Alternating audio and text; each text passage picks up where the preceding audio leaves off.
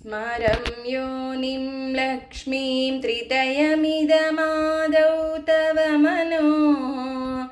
निधायैके नित्ये निरवधि महाभोगरसिकाः भजन्ति त्वां चिन्तामणिगुणनिबद्धाक्षवलयाः शिवाग्नौ जुह्वन्तः सुरभिघृतधारहुतिशतैः शरीरं त्वं शम्भो शिशिमिहिरवक्षोरुहयुगं तवात्मानं मन्ये भगवति नवात्मानमनघम् अतः शेषशेषीत्ययमुभयसाधारणतया